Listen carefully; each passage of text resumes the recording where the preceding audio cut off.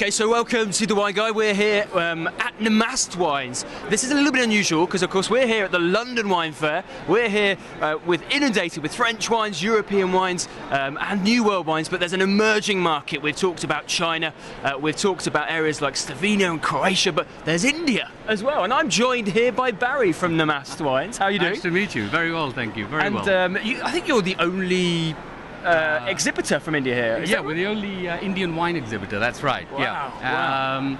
I mean, Indian wine is not a new phenomenon. It's been going on for a couple of thousand years, for at least what I Absolutely. But it's also last 5-10 years now, India is really producing some fantastic quality wines. We're this particular vineyard that we're working with, which is Valoni Vineyards, it's one of India's premium boutique wineries, in fact. And whereabouts is this within India? Are we talking Maharashtra? Or? It's actually in Maharashtra, but it's called the Nasik Valley. Yep. And Nasik Valley is about 150 odd kilometers east of Bombay, yep. or Mumbai now, as it's called. It's about 200 meters above sea level, so the days are very hot, but the evenings and the nights are very cool.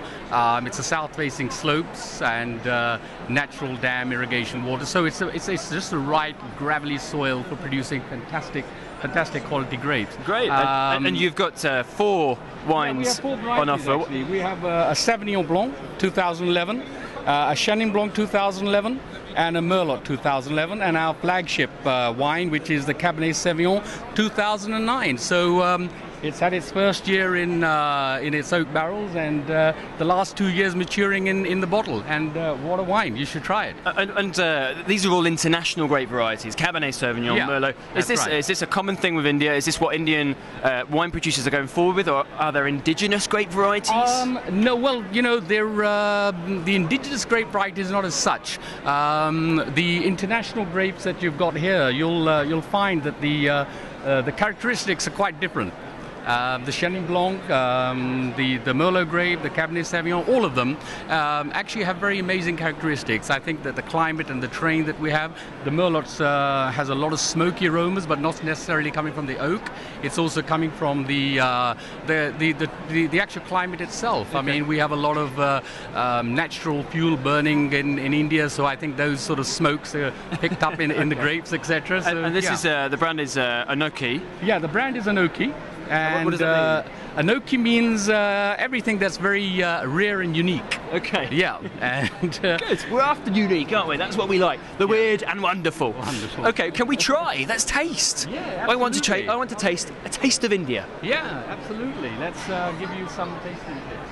So, of course, Indian wines majorly coming from the Maharashtra region, probably about 80-85%. And we're going to taste this Anoki range. We're going to try, which one we're going to start with? Well, I think you should start with the Chenin Blanc. Okay, I'd love to.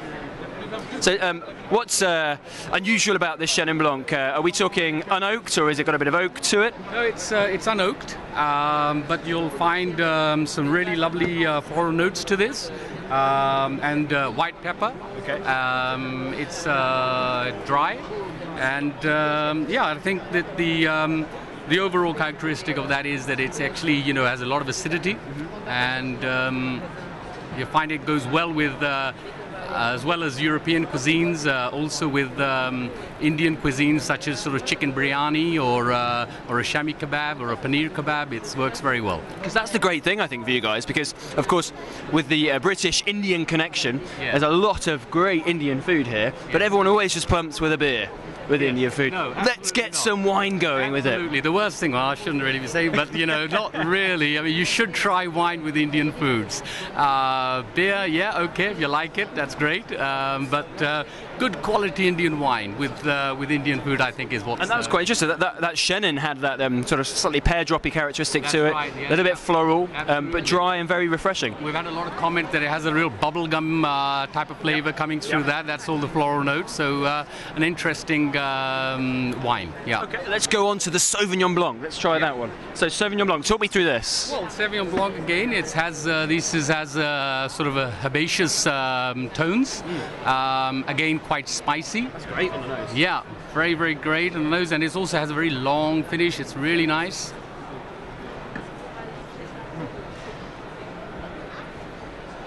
I've got to start spitting, sorry, because we're doing so many of these videos. I'm going to be on the floor.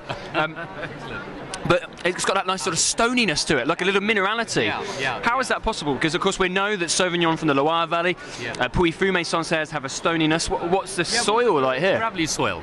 Yeah, and I think that's where you're picking up a lot of that mineral character, you know.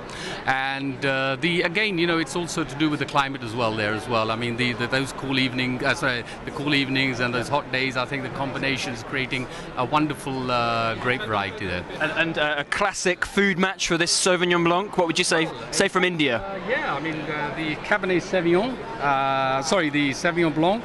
You're looking at pairing it with fish, shrimp, cocktail, onion cheese pizzas. What about Indian food though? Yeah, with Indian food you're looking at again reshmi kebabs, paneer kebabs, and biryanis, and it works very well with that. Fantastic. I think the acidity will cut through those. That's the right, thing. Absolutely. Yeah. Let's try one more. What should we try out the next two? I'm going to ask you to try if it's only one more, then you have to try the Cabernet Sauvignon. It's a very special wine out of India. If we can, that would be fantastic. So, what is so special about this wine, Barry? Well, look, first of all, it's a 2009. It's been maturing in the barrels for about a year, and the last 2 years in the bottle. And you're going to find this very, very complex wine. The flavor and the aromas that are coming out of there are amazing. Just so subtle tannins, and you could age this wine for at least another 8 to 10 years in the bottle. It could stay, and that will really develop amazing wine. Very gentle. Yeah. Lovely rich fruit there. A little bit minty, mentholated. That's that Cabernet characteristic. Right. Yeah. But that's very good. Yeah. That's promising for things to come from India. Now, again, this wine, not particularly, you know, most probably with spicy food, not great, but goes well with red meats, any red meats, very chewy red meats, but even like dark chocolate desserts. I mean, that'll really work well with that. I've just been eating some chocolate fondant from Austria's Willy Oppitz, so maybe I should run over, get some of that, come back and try it again. Why not? Why not? Fantastic. So what are you finding people's reaction here at the wine fair? What are people saying? What are the comments about your wines? People who've never heard of Indian wines, never thought India produced wines, and I think they're pleasantly surprised. So we're having a very, very good reaction. I mean, if you can make wine as good as your IPAs, then fantastic. I look forward to it. I really look forward to it. Thank you very much, Barry. Thank you very much. Wonderful to meet you. Thank you. Nice to meet you too. Take care. Bye-bye. Bye. Thanks a lot. That's great.